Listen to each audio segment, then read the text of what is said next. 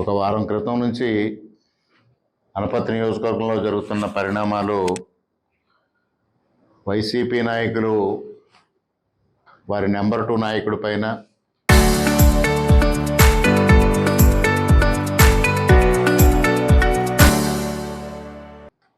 మరికొంత పైన తెలుగుదేశం పార్టీ నాయకులు, కూటమి నాయకులు దాడి చేశారని ఒక అసత్య ప్రచారం నిర్వహిస్తూ ఉన్నారో దానికి కొనసాగింపుగా మాజీ మంత్రివర్యులు, అదేవిధంగా ప్రస్తుత తూర్పుగోదావరి జిల్లా వైసీపీ అధ్యక్షులు చెల్లుబోయిన వేణుగోపాలకృష్ణ గారు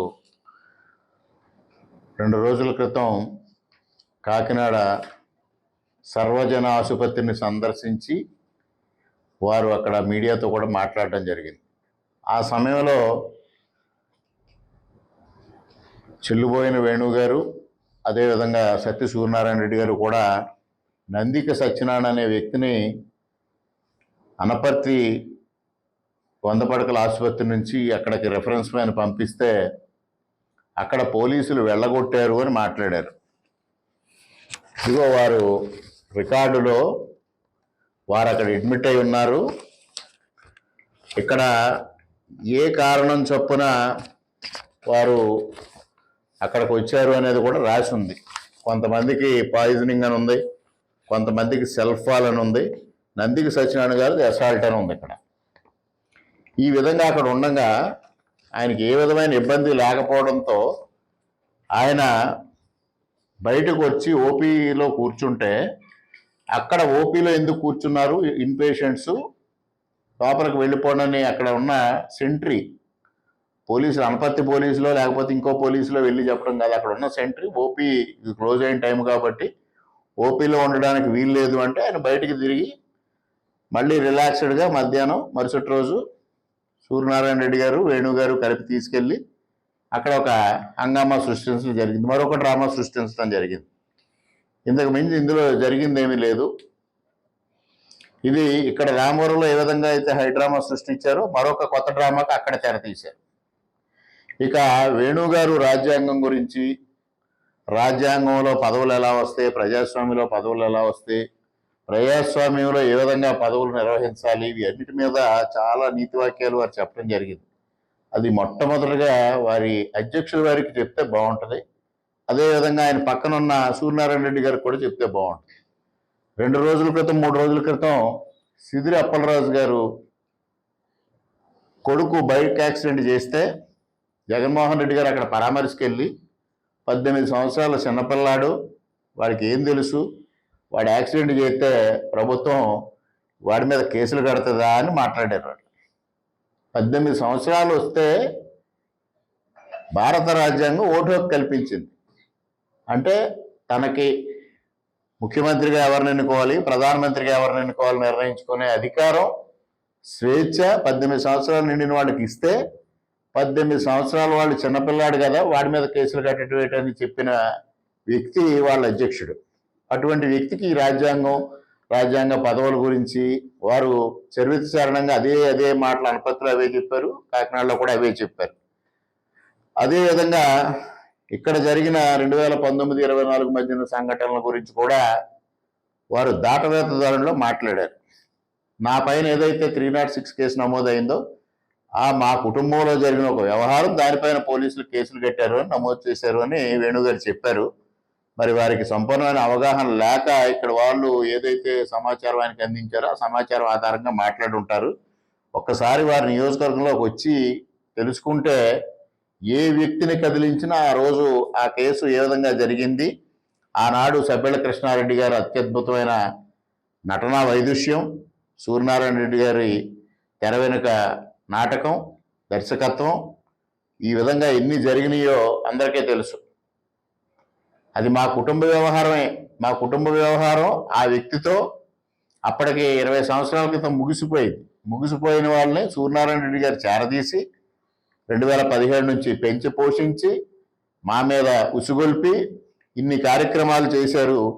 వారి పాపం మృదు స్వభావి, చాలా సౌమ్యులు అని మీరు కితాబు ఇవ్వడం, తర్వాత నా పైన 50 లక్షలు సుపారీ ఇచ్చారు.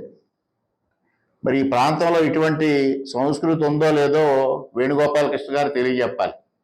ఎక్కడో రాయలసీమ ప్రాంతంలో, అది కూడా ఒక 20 సంవత్సరాలు 30 సంవత్సరాల క్రితం విన్నాం ఈ సుపారీల సంస్కృతి. అది ఈ రోజు కూడా రాయలసీమలో అటువంటి సంస్కృతి కనిపించడం లేదు. అటువంటి సంస్కృతిని అనపర్తికి తీసుకొచ్చిన సూర్యనారాయణ రెడ్డి గారు మృదు స్వభావి, సౌమ్యుడు. అది వేణుగోపాలకృష్ణ గారి కృతజ్ఞత. మరొకటి తాంత్రిక పూజలు. ఏదైతే దాని అష్టదిగ్బంధన యాగం మీ రాజగురువు చేత చేయించారు 42 లక్షల రూపాయలు ఖర్చు పెట్టి. అటువంటి సంస్కృతి కూడా ఈ ప్రాంతాల్లో ఉందో లేదో నాకు తెలియదు, కానీ దానికి వేణుగోపాలకృష్ణ గారు ఒకసారి సమాధానం చెప్తే బాగుంటుంది. నాతో పాటు అందులో ఆదినారాయణ రెడ్డి గారు కూడా ఒక బాధితుడు, ఆయన పేరు కూడా పెట్టారు. అష్టదిగ్బంధన యాగం చేయాలి. మమ్మల్ని అందరినీ వదిలిపెట్టేసి ఆయనకి చేశాడు ఆ రాజగురువు. ఆయనకి చేయడం వల్ల ఆయన అష్టదిగ్బంధనం అయిపోయాడు. దంపతులు ఇద్దరికే చేసినట్టున్నారు. ఇక వేణు గారు మాట్లాడుతూ పదే పదే నన్ను బీసీ అన్నారు. వారికి సరిగా వినిపించిందో లేదో, మీరు బీసీ సంక్షేమ శాఖ మంత్రిగా ఉండి మీ సామాజిక వర్గానికి చెందిన వ్యక్తి చనిపోతే మీరేమి చేశారు? బీసీకి సంబంధించిన వ్యక్తులు 2 చనిపోతే ఆత్మహత్యలు చేసుకుంటే ఏమి చేశారు అని అడిగా. దానికి సమాధానం చెప్పలేక దాన్ని వక్రీకరించడం కోసం నన్ను బీసీ అన్నారు అని సూర్యనారాయణ రెడ్డి గారేమో బీసీలు మంత్రిగా ఉంటే లేకపోతే జిల్లా అధ్యక్షుడిగా ఉంటే సహించలేదా అని మాట్లాడడం జరిగింది. మరి పంపన ఆనందరావు సాక్షాత్తు సెట్టిపల్లి సామాజిక వర్గానికి చెందిన వ్యక్తి. కోటిపల్లి కామాక్షి గారు విశ్వబ్రాహ్మణ సామాజిక వర్గానికి చెందిన వ్యక్తి. ఇద్దరు వీరి వేధింపుల వల్ల, సూర్యనారాయణ రెడ్డి గారు వారి అనుయాయుల వేధింపుల వల్ల ఆత్మహత్య చేసుకుని చనిపోయారు. వారికి ఆనాడు ప్రభుత్వం ఏం చేసింది? దానికి వేణుగోపాలకృష్ణ గారు ఏమంటారు? దానికి చట్టం ఉంది, చట్టం ఆ పని చేసుకో. చట్టం ఆ రోజు పని చేయలేదు కాబట్టే ప్రజలు మిమ్మల్ని పక్కన పెట్టారు. చట్టం ఆ రోజు తను పని చేసి ఉంటే ఈరోజు మీరు పక్కకి వెళ్లాల్సిన పరిస్థితి, 11 సీట్లకు పరిమితం అయ్యే పరిస్థితి వచ్చేది కాదు. అదేవిధంగా ఈ గ్రామంలో, అనపర్తి గ్రామంలో కర్రి అరుణ్ కుమారి, మీ నాయకుడు సూర్యనారాయణ రెడ్డి గారి బావమరిది, సూర్యనారాయణ రెడ్డి గారి ధనదాహం, భూదాహం వల్ల ఆమె ఆత్మహత్య చేసుకుని చనిపోయింది. దాంట్లో సాక్షాత్తు సూసైడ్ నోట్లో సూర్యనారాయణ రెడ్డి గారి పేరు రాసింది, వారే కారణం అని. దాన్ని పక్కకు తప్పించారు. చట్టం ఎక్కడ పనిచేసింది? చట్టం ఆ రోజు సూర్యనారాయణ రెడ్డి గారు చుట్టంగా పనిచేసింది. దాన్ని వాళ్ళు మీరు రకరకాలుగా చెప్తూ సౌమ్యుడు అంటారు, లేకపోతే మృదు స్వభావం అంటారు, ఇంకోటి అంటారు. పెద్దాడలో ఒకటి దళిత ఎంపీటీసీ నామినేషన్ దాఖలు చేయకుండా మీరు అడ్డుకుంటే, నేను సాక్షాత్తు ఎంపీటీసీ నామినేషన్ దాఖలు చేయించడానికి తీసుకెళ్తే నా కారు మీద దాడి చేసి నానా బీభత్సం సృష్టించి నన్ను, ఆ దళిత ఎంపీటీసీగా పోటీ చేస్తున్న అభ్యర్థిని కొట్టడానికి ప్రయత్నం చేసి తీవ్రమైన ఇబ్బందుల పాలు గురి చేసింది. దాన్ని ఏమంటారు వేణుగోపాలకృష్ణ గారు? ఆ రోజు మృదు స్వభావం చేసిన పనులు ఇవన్నీ. అదేవిధంగా గొల్లల మామిడాళ్ళలో గ్రామ పంచాయతీ నామినేషన్లు ఏ విధంగా హైజాక్ చేశారు? ఏ విధంగా హైజాక్ చేసి ఎంత దారుణాలు సృష్టించారు? ఈ నియోజకవర్గంలో తెలుగుదేశం పార్టీ కార్యకర్తల పైన ఆ రోజు 151 కేసులు నమోదు చేసి అనేక ఇబ్బందులు. మరి సాక్షాత్తు కొమరపాలెంలో ఎవరైతే డివిఆర్ ద్వారంపూడి వెంకటరెడ్డి ప్రస్తుత పిఎస్సిఎస్ అధ్యక్షులుగా ఉన్నారో వాళ్ళ ఇంటిపైన దాడి చేసిన వ్యక్తులపైన చర్య తీసుకోకుండా దాడికి గురైన బాధితుడిపైన 307 కేసులు పెట్టారు. మరి దీనికి ఏం చెప్తారు వేణుగోపాలకృష్ణ గారు సమాధానం అని అడుగుతా ఉన్నా.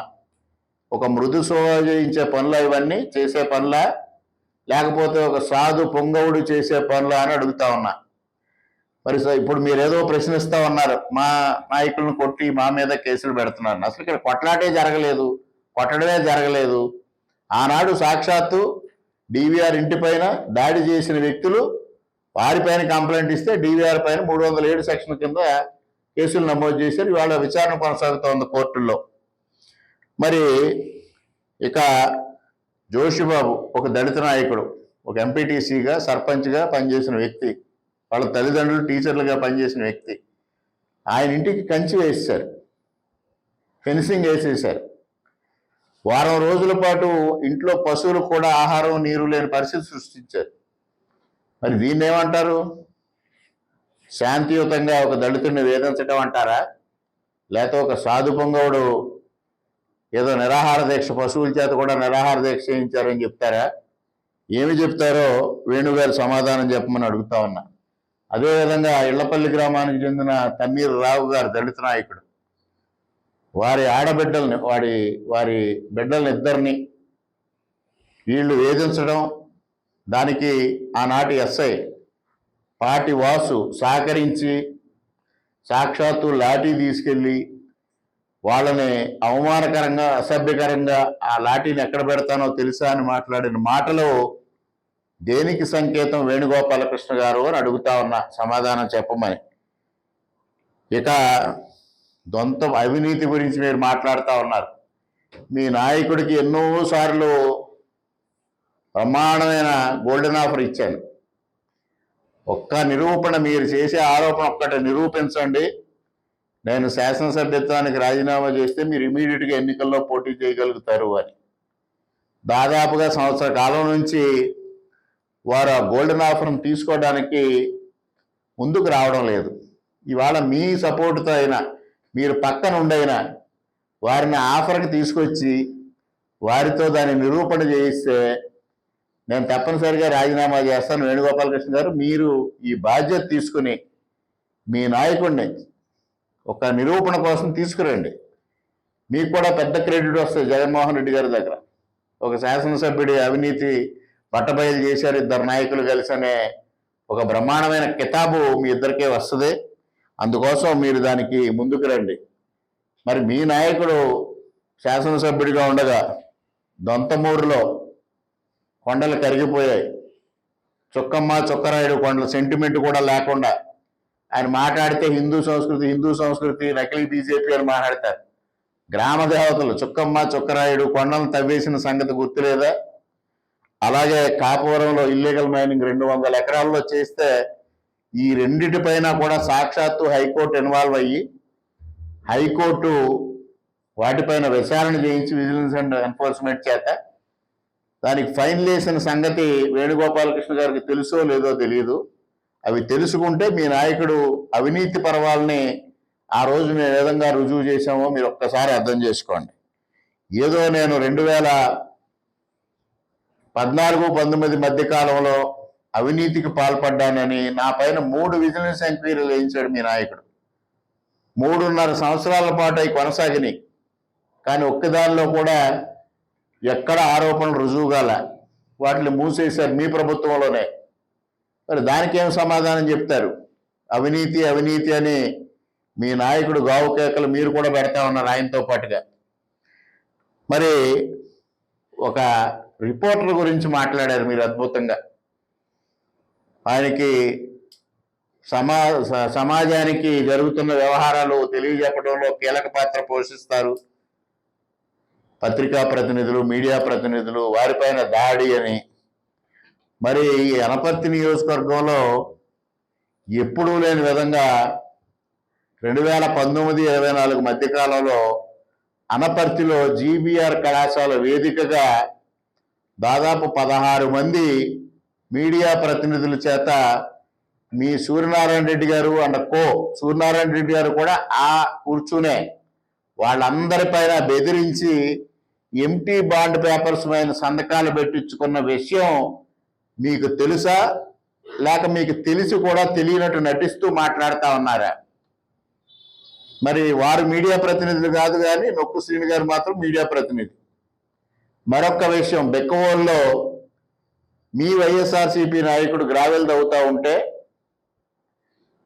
బెక్కవోలుగు అదేవిధంగా పెదపూడికి విలేకరులు అక్కడికి వచ్చి మీడియా ప్రతినిధులు ఆ సన్నివేశాన్ని చిత్రీకరిస్తుంటే ఆ మీడియా ప్రతినిధులపైన దాడి చేసి భౌతికంగా మరలా వారిపైనే 307 సెక్షన్ కింద అటెంప్ట్ టు మర్డర్, వేణుగోపాలకృష్ణ గారికి 307 అంటే కూడా వివరంగా చెప్తా ఉన్నా, అటెంప్ట్ టు మర్డర్ కింద పెట్టి 22 రోజులు జైల్లో పెట్టిన సంగతి వేణుగోపాలకృష్ణ గారికి తెలుసో లేదో ఈ సందర్భంగా తెలియజేస్తా ఉన్నా. ఆ రోజు నేను వారికి న్యాయ సహాయం అందించి వారిని బయటకు తీసుకురావడం జరిగింది. దాన్ని మరలా తప్పుడు ప్రచారం చేశారు. మరి ఇదే నొక్కు శ్రీను మీడియా ప్రతినిధి, వారితో పాటు వారి సహచర మీడియా ప్రతినిధి రమణ గారు, వారిద్దరిపైన ఆ రోజు 307 అనపతిలో పెట్టడం జరిగింది. ఒక వ్యక్తి దగ్గర లంచం అడుగుతున్నారని చెప్పి అతన్ని గాయపరిచారని చెప్పి 307 కింద జైల్లో పెడితే కరోనా సమయంలో అది కూడా అప్పుడు నేనే న్యాయ సహాయం అందించి బయటికి తీసుకొచ్చిన సంగతి మీకు తెలిసి ఉండకపోవచ్చు, కానీ నొక్కసీని గారేమో గుర్తున్నా గుర్తులేనట్టు చేస్తారు. అదేవిధంగా రమణ గారు, వాళ్ళిద్దరూ చేసే వ్యవహారం అందరికీ తెలుసు. మరి సూర్యనారాయణ రెడ్డి గారు ఆ విధంగా వ్యవహరించారు. మరి సూర్యనారాయణ రెడ్డి గారి భార్యకి సమీప బంధువు ద్వారంపూడి సోమిరెడ్డి గారు. ద్వారంపూడి సోమిరెడ్డి గారు ఒక మదన గోపాలుడు మీతో పాటు ఉన్నాడు. ఆ మదన గోపాలుడు అనపర్తి గ్రామ పంచాయతీ కార్యాలయంలో కామకలాపాలు సాగిస్తూ ఉంటే ఆ విషయాన్ని ప్రశ్నించిన సోమిరెడ్డి గారి పైన అటెంప్ట్ టు మర్డర్ కేసు పెట్టారు. ఆ మదన గోపాలుడు ఒంటి మీద చిన్న యాప్సిస్ ఉంది. ఆ యాప్సిస్ని సూర్యనారాయణ రెడ్డి గారు రిమూవ్ చేసి దాన్ని గాయం చేసినట్టుగా సృష్టించి ఆయన పైన 307 కింద కేసు పెట్టడం జరిగింది. దానికి కూడా సోమిరెడ్డి గారికి కూడా నేనే న్యాయపరమైన సహాయం అందించి వారికి బెయిల్ తీసుకురావడం జరిగింది. మరి దీన్ని ఏమంటారు? ఇవన్నిటినీ వేణుగోపాలకృష్ణ గారు సమాధానం చెప్పాలి. అంటే పదే పదే పదే ఒక విషయాన్ని మాట్లాడితే ప్రజలు గతాన్ని మర్చిపోయి ఇప్పుడు మీరు చేసే అబద్ధాలని మీ ఊకదంపుడు ఉపన్యాసాలను మాత్రమే గుర్తుంచుకొని ఇవి తప్పు జరిగింది, ఇక్కడ అవినీతి జరిగిపోతూ ఉంది, నేరం జరిగిపోతూ ఉంది, దౌర్జన్యాలు జరిగిపోతూ ఉన్నాయి, అరాచకాలు జరిగిపోతూ ఉన్నాయి అని భావిస్తారని మీరు ఊహించుకుంటా ఉన్నారా? వేణుగోపాలకృష్ణ గారు, నేను చెప్పినట్టుగా మీ జగన్మోహన్ రెడ్డి గారి దగ్గర ఇవన్నిటికీ చర్చ పెట్టడానికి నేను సిద్ధంగా ఉన్నాను. మీరు సిద్ధంగా ఉన్నారా? మీరు సిద్ధంగా ఉన్నారా అని అడుగుతా ఉన్నా. మీరు కానీ మీ సూర్యనారాయణ రెడ్డి గారు కానీ.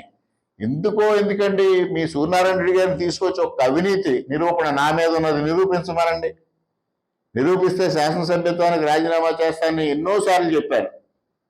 ఇప్పటికే ఒక 20-25 సార్లు చెప్పుంటాను. ఏ రోజు స్పందన లేదు, కనీస స్పందన లేదు. ఆ విషయం ఒకటి మాత్రం వదిలిపెట్టి మిగిలినవన్నీ మాట్లాడుతూ ఉంటారు. మీరు జిల్లా పార్టీ అధ్యక్షుడిగా మిమ్మల్ని చొరవ తీసుకోమని ఆహ్వానిస్తా ఉన్నా. మీరు చొరవ తీసుకుని వారిని తీసుకొచ్చి ఒక్కసారి నిరూపింపజేస్తే మీకు కూడా అవగాహన వస్తుంది, మీ నాయకుడు కూడా అవగాహన వస్తుంది. ఇవాళ దుర్మార్గంగా వ్యవహరించింది 2019-24 మధ్యన మీ నాయకుడు. అంతకుముందు నేను ఒకసారి శాసనసభ్యుడిగా చేశాను, మా తండ్రి గారు 4 సార్లు చేశారు, పేదల రామారెడ్డి గారు 2 సార్లు చేశారు, శేషారెడ్డి గారు 1 సారి చేశారు, అమ్మిరెడ్డి గారు 2 సార్లు చేశారు. ఇప్పుడు ఇలాంటి అరాచకాలు లేవే. మీ హయాంలో మొదలైనవి. మీ హయాంలో అరాచకాలు చేసి ఇవాళ తగుదనమ్మా అంటూ మా మీద ఆరోపణలు చేయడమా, నిందలు వేయడమా? ఇది సరైన విధానం కాదు. మీరు మంత్రిగా పనిచేశారు, ఇవాళ జిల్లా పార్టీ అధ్యక్షులుగా ఉన్నారు.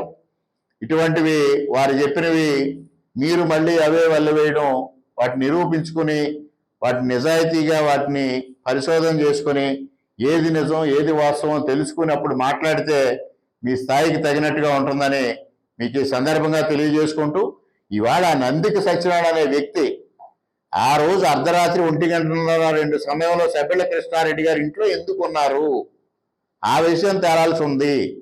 దాన్ని వక్రీకరించడం కోసం అది నిరూపణ అయితే ఆ వ్యవహారం అంతా బట్టబయలవుతుందని ఇవాళ జనరల్ హాస్పిటల్లో సర్వజన ఆసుపత్రి, వారి భాషలో చెప్పాలంటే సర్వజన ఆసుపత్రిలో జరిగింది. ఇవాళ వక్రీకరించి మాట్లాడడం జరుగుతూ ఉందనేది మీడియా ద్వారా ప్రజలందరికీ తెలియజేసుకుంటూ సెలవు.